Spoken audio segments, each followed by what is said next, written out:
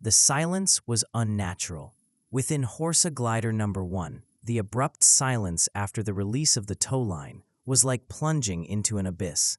6 interminable minutes it had carried them through the blackness above the English Channel, its engines thundering like a storm. Now, at 7 on the morning of June 6, 1944, all that could be heard was the soft whoosh of wind past canvas-coated wings and the occasional groan of the wooden frame, complaining of its plunge toward occupied France.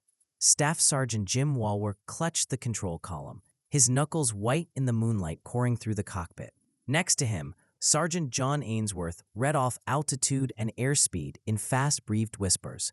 Though no foe could hear them, at 5,000 feet, the glider was a phantom. No engine rumble, no lights burning, just a 70-foot wing of plywood and fabric slicing through the night air at 80 miles per hour. Behind them in the hold, 28 men crouched 2 deep in front of each other, jammed shoulder to shoulder. Some clasped their Lee Enfield rifles.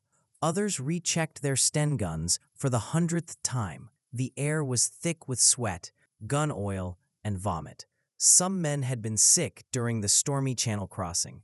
No one was saying a word. There was nothing left to say. Major John Howard sat closest to the cockpit, his shark face impassive, but his brain thinking out the plan again and again. 6 gliders, 3 bridges, 10 minutes. It was all a matter of surprise, speed, and landing within yards of the objective. If they dispersed, if they were off the mark, if the Germans could get a chance to destroy the bridge, the whole operation would fall apart. And with it, quite possibly, the eastern edge of the greatest amphibious invasion in the history of humanity. Out of the tiny window to one side, Howard's first view of it, a black shape cutting across the ribbons of silvered water of the Caen Canal, Pegasus Bridge. Their target. It seemed impossibly tiny from this height, a model airplane in the fields of Normandy. Within seconds, Walworth would try to pull off the impossible, landing a dead-stick aircraft within 50 yards of that bridge, in the dark, without killing every person on board. Howard felt the nose dip sharply. Walworth had spotted the bridge. The descent was beginning. The wooden frame creaked as the glider banked. Men gripped, boots screeching on the floor. Someone uttered a prayer. The bridge expanded in the window. Its span more apparent now, and Howard saw the dark silhouette of buildings on the eastern bank. The German garrison. Were they alert? Had they heard anything? Were machine guns already set upon the sky, poised? The ground came up, trees, a pond. The bridge looming huge now. Within the next 10 minutes, the whole success of the D-Day invasion would rest on the performance of 181 men in 6 wooden gliders. The war's biggest gamble was to be put to the test, not on the beaches where dawn would soon kill thousands, but here, in the darkness, at a little canal bridge most of the world had never even heard of. The wheels touched earth. It is only in knowing the geography of vulnerability that one can grasp why 181 men were speeding towards Earth in rickety wooden gliders. The Normandy invasion scheme was ambitious in scope. 5 beaches, 156,000 troops, thousands of ships and aircraft, all pouring onto a 50-mile French coastline. But the scheme had a vulnerable point. The eastern flank, supported by Sword Beach, was vulnerable. 2 water crossings stretched inland from the coast, the Caen Canal and the Orne River, paralleling each other about 400 yards apart. 2 bridges crossed these rivers, the Caen Canal Bridge and the Orne River Bridge. The British had called them code names, Pegasus and Horsa. They created a gate together. Control that gate, and you controlled the east flank of the invasion. If the Germans controlled those bridges, the effects would be devastating. The 21st Panzer Division, more than 16,000 men, armed with Mark IV tanks and assault guns, was waiting south of Caen, a mere 6 miles away. The bridges alone gave them a direct line from where they stood to Sword Beach. If those panzers made it to the landing areas before the Allies were safe, still disorganized, still struggling through the waves, they could roll up the entire eastern flank like a carpet. Thousands would be killed. The invasion might fail, but the danger ran both ways. If the Allies could capture the bridges undamaged, they could advance inland using them. More importantly, they could block their destruction and take away the Germans' counterattack path. The bridges were the key. Capture them, hold them, and the eastern flank was secure. Lose them, and catastrophe was around the corner. The German defenders knew it well. The garrison at the Caen Canal Bridge included more than 50 men from the 736th Grenadier Regiment, supported by machine gunners and engineers. They had barricaded both ends of the bridge with concrete pillboxes containing MG-34 machine guns, guns that could fire 900 rounds in a minute. There was a 50mm anti-tank gun dominating the western approach. Barbed wire wrapped around defensive positions. Trenches zigzagged in embankments. Most ominously, the bridge was set for demolition. German engineers had laid charges under the span. One order, one detonator pressed, and 300 tons of steel and concrete would fall into the canal. The bridges could be blown in seconds. The Germans had one additional boon. They were in trenches, were rested, and were anticipating nothing. Intelligence indicated they thought the bridges were beyond range of the coast to be a D-Day target. They were mistaken, but their attitude made them no less dangerous. Startled men behind defensive positions, armed with machine guns, can still kill. The problem for Allied planners was an impossible one. Parachute drop was too hazardous. Paratroopers scattered for miles. Hours to concentrate. Time for the Germans to respond. Time to destroy the bridges. A sea bombardment was impossible. The bridges were miles in country. And furthermore, the point was to take them intact, not level them. A ground attack following the beach landing would come too late. The Germans would have hours in which to prepare, reinforce, or destroy the bridges whole. Conventional tactics provided no solution. The bridges were too vital to sacrifice, too strongly defended to capture by frontal attack, and too weak to shell. What was required was something novel, something the Germans could never expect. What they needed was a coup de main, a lightning bolt coming in silence and darkness, catching the defenders unawares before they could respond, before they could get to the detonators. The bridges must be captured within minutes of landing, not hours, minutes. This was the problem, and conventional wisdom could never solve it. The answer lay in a mix of creative thinking and desperate calculation. At the strategic core is Major General Richard Windy Gale, the commander of the 6th Airborne Division. Gale was an innovator in airborne warfare, a soldier who recognized that the new technology of air delivery could transform the conduct of battles. He had argued persuasively that airborne troops could capture important objectives before the main invasion, creating havoc behind enemy lines and securing valuable terrain. For D-Day, his division had been given the critical role of guarding the eastern flank of the invasion. The bridges were an obsession with him. Gale suggested something revolutionary. Use gliders to drop assault troops right onto the target, not close by, not in a field a half-mile away, where they would have to struggle forward, but on top of the bridges themselves. The gliders would drop from their tow planes over the channel, glide in complete quiet along the French coast, and put down just a few yards from the bridges. The soldiers would rush out before the Germans even knew what was occurring. It was amazing. It was also crazy. Gliders were monstrous, delicate machines. The Horsa was almost 70 feet long, with an 88-foot span, made largely of plywood and canvas. They were engineless, unable to change direction once dropped, and incapable of making a second attempt if the landing was unsuccessful. They were, in effect, guided crashes. To land one in the dark, in enemy country, yards from a precise target, without slaughtering all on board, was suicidal. But Gale believed it could be done if he had the right men. For tactical leadership, He required a man of exceptional ability, a man who merged physical bravery with precise planning, a man who would push his men to the limits of human endurance. That man was Major John Howard. He was 31 years of age, a once police officer who had climbed from private to major on merit and sheer willpower, not aristocratic, not public school trained like so many British officers.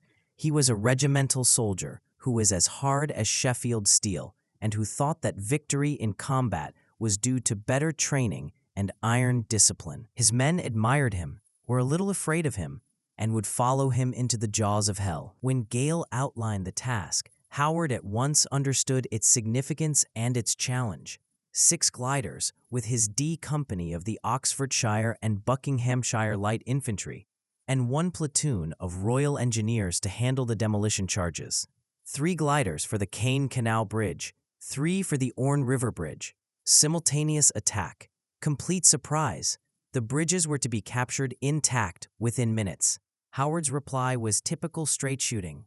Give me 6 months training, and we'll get it done. The scheme's beauty was its simplicity, yet it would need to be performed flawlessly. Gliders would be towed over the channel from Halifax bombers at 5,000 feet and glide in for the long, stealthy approach to the targets. The pilots, all volunteers from the Glider Pilot Regiment, would fly in by moonlight and landmarks, relying on a mixture of map reading and calculated nerve. The landing sites were infinitesimal, thin fields between the bridges and buildings. Miss by 100 yards, and the operation would be a failure. The gliders themselves would be the decider. Their quiet was the plus point. No engine roar to warn outposts, but they were also unarmed, unprotected, and would probably be destroyed upon landing. The designers of the Horsa had never conceived them being employed for precision assault landings in blackness. They were designed for big daylight operations where landing zones were measured in miles, not yards. Howard and the glider pilots became experts. The pilots would employ every trick they could think of: dive breaks, steep approaches, intentional stalls, to kill speed at the last second and bring the plane to ground as soon as possible. They would try to land with the nose directed toward the bridge, keeping the troops as short a distance as possible to charge out. It was a strategy constructed upon thin margins. Nothing could go wrong. The weather needed to comply. Navigation had to be perfect. The pilots needed to bring it in directly. The troops needed to storm at once. The Germans needed to be caught off guard. If one link in that chain failed, men would die in vain. But if it succeeded, if they could make this feat of impossibility happen, they would seal the eastern flank and write one of the most audacious chapters in military history. John Howard pushed his men like a man possessed. Between January and May 1944, D Company was converted from a standard infantry company to something entirely different, a finely honed instrument that had been tempered by repetition, weariness, and Howard's constant insistence on perfection. He revealed to them nothing of the true mission, but what they were learning made the task obvious. They were getting ready for a night raid on a bridge. Physical training was tough. Howard got them running everywhere, 5, 10, 15 miles with all equipment. Then they would run assault courses, obstacle courses, until their lungs were burning and their legs shaking.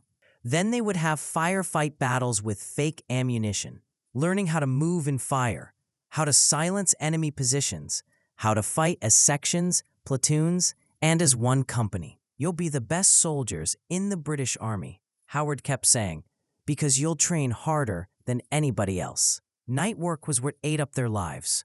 Howard knew that the mission would take place in the dark, and so they practiced in the dark. Night travel across unknown ground, night river crossings, night attacks on mock-up positions.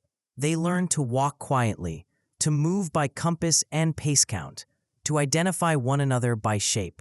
They battled with live ammunition in complete blackness until the muzzle flash and the report of rifles became as familiar as the light of day. They transferred in March to a clandestine training site where Royal Engineers had built full-size replicas of the bridges. The models were exact to the meter, the same size, the same length, even mock pillboxes at positions where intelligence indicated German defenses were located. Taped lines on the ground indicated where the gliders would land. The rehearsals went on forever.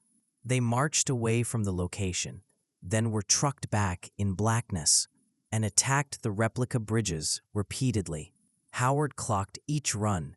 He critiqued each action. The men memorized the bridge layout so well that they could move through it with their eyes closed. They understood how to turn as they emerged from the glider, how many steps to the bridge itself, where the pillboxes would be, where to place the demolition charges. Lieutenant Den Brotheridge commanded the assault platoon of the Caen Canal Bridge. His troops would be the first to leave the gliders, the first to fight. Brotheridge was 26, a pre-war clerk who had discovered his vocation in the army. He worked his platoon to an obsessive standard of drill until they moved as one body. The glider pilots had their own rigorous training. Staff Sergeant Jim Walwork and his navigator John Ainsworth practiced forced landings in horses until they could land the huge plane in fields smaller than anyone believed possible. They memorized maps and aerial photos until they could recite the approach in their sleep. They computed wind drift, descent rates, and approach angles. They understood that they would have a single chance, under darkness, to land within yards of a bridge. There would be no go-around, no second chance. The training came at a price. Gliders crashed while practicing landings. Men were hurt, broken bones, concussions. One soldier dead when a glider fell on him during landing. With every accident, they were reminded that even without taking fire from the enemy, what they were trying to do was extremely hazardous. The Horsa was not built for what they were trying to get it to do. But the deaths had also strengthened determination. If a friend was wounded, the others worked harder. If a glider fell, the pilots questioned what had gone wrong and adapted. The deaths honed them, made them keen, concentrated. They were being shaped in the furnace of training. By May, D Company had reached something remarkable, a cohesion and competence that was near superhuman. The men could conduct the assault plan in their sleep. They knew one another's strengths, weaknesses, mannerisms. They had complete confidence in Howard, in their officers, in one another. The glider pilots could set down the horses literally in the target's shadow. The sappers knew precisely how to find and disable German demolitions. The infantry sections knew their route of assault, their points of fire, their rally points. Howard gazed at his men and saw a weapon that he had made himself, sharp, balanced, lethal. They were prepared. On June 4th, they were relocated to a sealed camp close to Tarrant Rushton Airfield. Howard made the mission fully disclosed at last. They would attack two bridges close to Caen, the Caen Canal Bridge and the Orne River Bridge. They would land by glider in yards of the targets. They would take the bridges intact in 10 minutes. They would hold them until they were relieved by commandos landing on the beaches. The men sat in stunned silence. Then someone spoke up. "What if we don't survive, sir?" Howard's answer was cold steel. "We will survive because we are the best and because there is no other choice." On June 5th, they climbed into the gliders. The weather was marginal, strong winds, cloudiness, but General Eisenhower had signed the order. D-Day was on. At 22:56 hours, engines of Halifaxes came to a roar. The 6 gliders took off one by one, towed into the night above England. In the darkness, the men sat silently, double-checking weapons for the final time, each lost in his personal thoughts. John Howard permitted himself a moment of reflection. 6 months of training had come to this. In hours, they would succeed magnificently or perish attempting it. There was no compromise for this sort of operation. The gliders climbed towards the Channel, towards France, into history. At 007 hours on June 6, 1944, Jim Walwork operated the release lever. The tow rope severed with a loud clang. and Horsa number 1 was now a falling object controlled only by physics and Walwork's expertise. The abrupt quiet was daunting. The loss of the Halifax's engines left only wind and airframe creak. Walwork dived the glider down into a steep dive, increasing speed, heading for the checkpoint he had learned from photographs, the Caen Canal, shining silver in the moonlight. 28 men stood behind him, planting their feet against the coming impact. Major Howard gazed out the narrow window, seeing the ground come up fast. Too fast. It always seemed too fast. Walwork saw the bridge, just where he was supposed to, straight ahead of him. He altered a little, set the glider to a sharper dive to shed altitude, then pulled the nose back hard, jolting the aircraft upwards in a harsh stall. The Horsa lurched, the wings creaking in protest. Ground took over the windscreen. They hit. The effect was devastating. The landing gear crumpled in an instant, torn loose by the force of it. The belly of the glider slammed into earth, pushing through the field at 70 miles an hour, kicking up a rooster tail of soil. The nose bit in. Men were smashed forward against their straps. Gears screamed through the air. There was the cacophony of splintering wood, and the world was violence and noise and chaos. Then it was over. Horsa number 1 had come to rest precisely 47 yards from the eastern end of the Caen Canal Bridge. Jim Walwork had brought them in closer than anyone had been foolish enough to hope. His accuracy was miraculous and was just about to save lives. No one moved for 3 seconds. Men dangled stunned in their harnesses, ears ringing, vision blurred. Then, training kicked in. "Everyone out!" Howard's voice cut through the fog. "Move! Move!" Doors crashed open. Men spilled out into the night, some stumbling, all fighting for their guns. The glider had broken apart. Its rear section almost sheared off, but it had delivered its passengers unscathed. 28 soldiers spilled onto French ground, and their war began at once. Lieutenant Den Brotheridge was already on the run. His platoon fell in behind him in a disordered line, advancing towards the bridge at the double. They had practiced this moment hundreds of times, but now it was all real. Real ground, real bridge, real enemy. A German sentry stepped from a point close to the bridge, rifle aloft, mouth open to yell a warning. He never yelled. Brotheridge's Sten gun stuttered, and the sentry fell. First shots fired. "Go, go, go," Brotheridge yelled, and his platoon poured onto the bridge. Abruptly, the night exploded. German machine guns blazed out of the pillbox on the western bank, MG-34s tearing the darkness with their tracer fire. Bullets ricocheted off the steel bridge span. Men hit the deck and returned fire. The well-rehearsed plan was breaking down into a close-quarters firefight. Behind them, Horsa gliders 2 and 3 plummeted in rapid succession. More troops emerged, sprinting toward the bridge, piling on the weight. The Germans were crying out now, bewildered, frantic, attempting to comprehend what was taking place. Brotheridge was on the bridge itself, in the lead, firing and running. His men came behind him, leapfrogging ahead, taking out the German positions. They were incredible. 6 months of training translated into deadly instinct. Then Brotheridge fell. He advanced 2 more strides and fell. One shot, discharged from the German lines, had hit him in the neck. He lay on the bridge span, blood running from his body. Still alive, but dying. His platoon sergeant, Wagger Thornton, caught up with him, yelled for a medic, but continued to push the platoon forward. There was no time to hesitate. Lieutenant Brotheridge was the first Allied combatant to be killed by enemy fire on D-Day. He was killed yards from the bridge for which he had practiced capturing, leading the charge that he had practiced 100 times.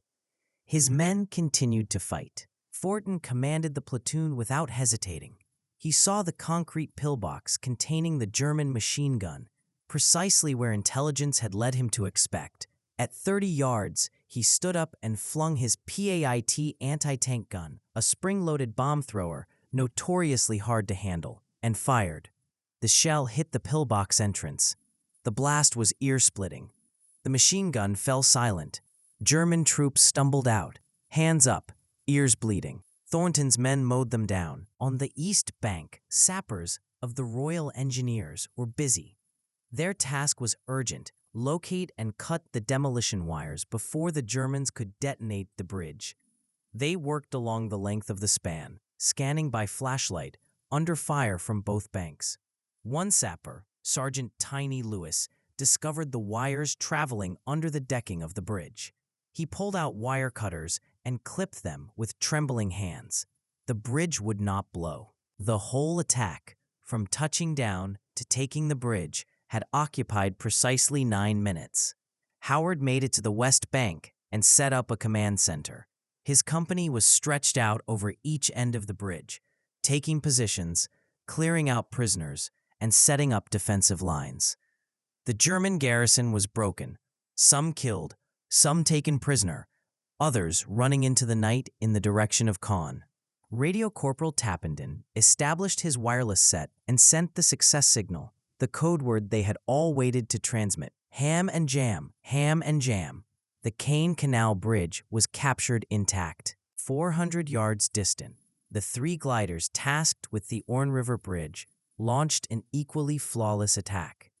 They landed just yards from their target, stormed the bridge, overpowered the defenders, and had it in their hands within 10 minutes. Both objectives gained at the same time with breathtaking accuracy. At 0026 hours, 26 minutes only after the initial glider touched down, Major John Howard had both bridges in his hands. The eastern flank was secured. The gate swung open. The initial triumph of D-Day was that of 181 men who had come in stealth and struck as lightning. But the fight was not yet done. Howard realized that the Germans would counterattack, and when they did, his small unit would have to hold off whatever came down that road from Caen. The true test was only just starting. Dawn was still hours away when the German counterattack started. Howard's troops dug in rapidly, occupying captured German positions and digging new ones that overlooked the bridges. They had won complete surprise, but surprise was a wasting asset. By now, German commanders in Caen were aware that the bridges had been seized. Reinforcements would arrive. The question was how many and how quickly. Dawn was still hours away when the German counterattack started. Howard's troops dug in rapidly, occupying captured German positions and digging new ones that overlooked the bridges. They had won complete surprise, but surprise was a wasting asset. By now, German commanders in Caen were aware that the bridges had been seized. Reinforcements would arrive. The question was how many and how quickly. The first probe was at 1:30 hours. A German infantry squad advancing slowly down the road from Benneville. They encountered a wall of fire from Lieutenant Fox's platoon in the trenches west of the bridge. The Germans withdrew, regrouped, and attempted again with more troops. Again, they were turned back, but each probe was larger, better organized. Howard tallied his assets. He had maybe 120 men in combat condition. The rest were wounded or killed.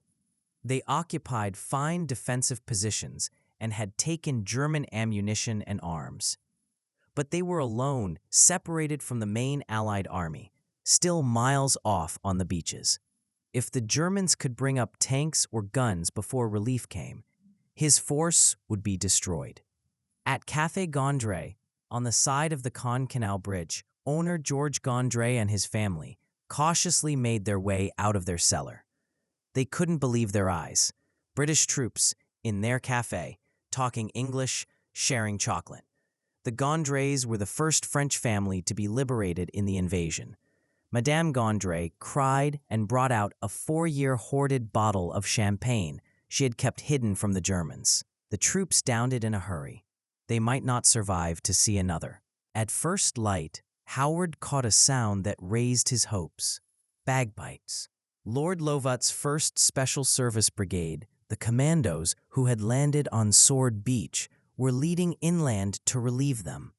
Piper Bill Millen marched at the head of the column, piping blue bonnets over the border, apparently unaware of the German fire that from time to time cracked above. Lovett arrived at the bridge. He went up to Howard, glanced at his watch, and allegedly remarked, "Sorry, we're 2 minutes late." But relief sent more troops, but it also sent more combat. The Germans were now fully awake, coordinating proper counterattacks. All day June 6th and into June 7th, German troops made repeated attempts to reclaim the bridges. Infantry charges came in waves. Mortars hammered the British lines. Snipers harassed exposed soldiers. The most intense counterattack was launched by units of the 21st Panzer Division, the very units that capture of the bridge was intended to keep contained.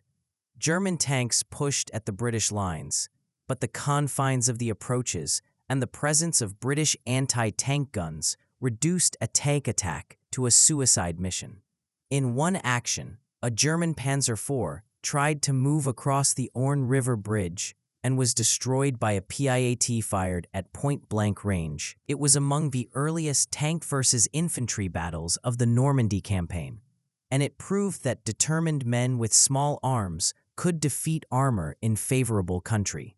The struggle over the bridges raged for days, but the Germans never regained them. Howard's coup de main had succeeded in its strategic goal. The 21st Panzer Division's counterattack against Sword Beach was late, disorganized, and finally ineffective. The eastern flank was secure. The price had been heavy. Of the 181 men who touched down in the 6 gliders, 28 were killed or died of wounds in the fighting that followed, with dozens more injured. D Company, which had been full strength on the evening of June 5, was a shadow force by June 7th. The German garrison and the counterattack troops had lost even more heavily, more than 150 killed or taken prisoner in the initial fighting. Lieutenant Den Brotheridge, the first Allied fatality of D-Day, was buried at the military cemetery at Ranville. His wife was pregnant with their daughter, whom he would never know. His comrades talked about his bravery for the remainder of their lives. For the glider pilots, especially Jim Walwork, the landing became the stuff of legend. Walwork had also been badly hurt by a head injury in the crash and was partially blinded, but his flying and navigation ability had dropped the troops exactly where they were needed. His landing, in darkness, bringing the glider to a halt in yards of the bridge, was rated as one of the greatest pieces of flying in the conflict. The bridges stayed in Allied control. The engineers strengthened them, converted them into main supply routes, and fortified them until they were unbeatable. The 6th Airborne Division entrenched themselves along the entire eastern flank, maintaining a continuous line that defended the invasion beaches for the ensuing 2 months as the Allies broke out of Normandy. The Café Gondry was a symbol of freedom. The family remained close to the veterans, with reunions hosted there for generations. The café remains today as a museum and memorial to the men who descended in darkness and liberated France, bridge by bridge. Within the master story of D-Day, the seizure of Pegasus Bridge holds a special position. It was not the biggest operation. That was reserved for the beach assaults. It was not the bloodiest. Thousands were killed on Omaha Beach alone. But it was, quite possibly, the most flawlessly executed small-scale action of the war. The strategic value was precisely what the planners had desired. By defending the bridges intact, Major Howard's detachment met 3 essential goals. First, they offered a channel for the 6th Airborne Division to regroup rapidly so that thousands of scattered paratroopers in the Norman countryside could gather into a viable combat force. Second, they precluded the Germans from demolishing the bridges and cutting off the eastern beaches. Third, and most importantly, they prevented the most direct counterattack path from Caen to Sword Beach. When finally, the 21st Panzer Division launched its counter-blow on the afternoon of June 6th, it discovered that its route was obstructed. The division had to take longer, more indirect paths, coming piecemeal and uncoordinated.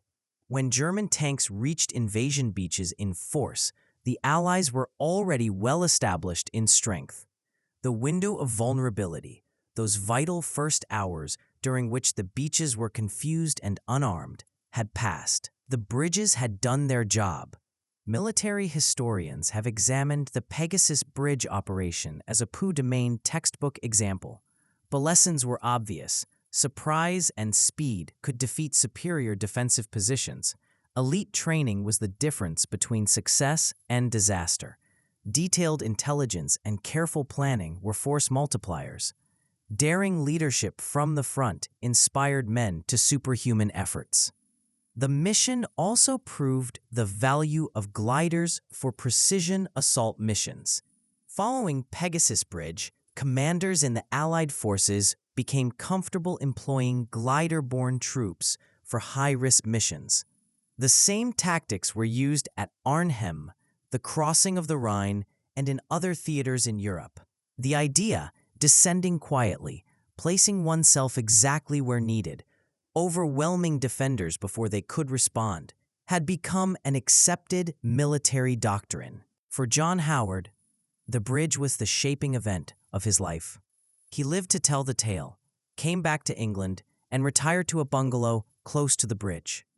He held lifelong friendships with his men, attended every reunion, and did everything he could to keep alive the story of D Company. He welled up with emotion talking of Den Brotheridge, the lieutenant who was killed on the bridge, and of all the men who were killed in those dawn hours. When Howard passed away in 1999, his ashes were scattered over Pegasus Bridge, his last return to the location where he had led the charge into history. The Caen Canal Bridge was formally renamed Pegasus Bridge in 1944, dedicated to the Pegasus badge that British airborne troops wore. The original bridge was later replaced in 1994 by a new span, but the original was left intact and relocated to a museum complex nearby. It remains there today, its steel arch carrying bullet and shrapnel scars, testifying to what can be attained when the courage of conviction is coupled with flawless execution. The memorial at Pegasus Bridge lists the names of all the glider-borne troops who participated in the assault. Visitors stand on the same ground where Horsa No. 1 crashed, where Den Brotheridge fell, where John Howard commanded. The spot where Walwork's glider came to rest is marked. The Café Gondry still serves coffee and champagne to veterans and tourists alike. The lasting lesson of Pegasus Bridge is beyond military strategy. It is one of the power of people to alter history. 181 men, 6 wooden gliders, and 10 minutes of brutality held the eastern shoulder of the largest invasion in history. They were not generals or admirals. They were ordinary troops, clerks, policemen, factory workers, transfigured through training and leadership into an extraordinary force. War is not like that, John Howard once remarked, commenting on widespread attitudes to combat. It's a battle of wills. At Pegasus Bridge, D Company's will, its desire to win, its determination to not lose, its commitment to one another, overcame wire, machine guns, and the confusion of night fighting. The bridge still stands, crossing the same canal, carrying traffic just as it did on June 5, 1944. But for a few hours on D-Day, it carried something far more important: the hopes of millions enslaved under tyranny, the aspirations of an alliance fighting for freedom, and the courage of men who flew silently into darkness and emerged as liberators. They landed in gliders made of plywood and canvas. They captured bridges with rifles and grenades. They held ground against tanks and mortars, and they changed the course of the war. Pegasus Bridge is their monument, not large, not high, just a bridge across a peaceful canal in Normandy. But it symbolizes something timeless, that courage, discipline, and audacity can achieve the impossible, that a few steadfast men can change history, that the first into the fray, the ones who attack before the break of dawn, who accept the risks the rest call impossible, are the ones who give entry to those who follow. On the morning of June 6, 1944, While 156,000 Allied troops splashed ashore on Normandy's beaches, the east flank was already in their pocket. Major John Howard's troops had taken care of that. They were the first liberators. They were the silent storm that hit before dawn. And they had done precisely what they had promised: capture Pegasus Bridge whole and hold it against the odds. Ham and jam, mission accomplished.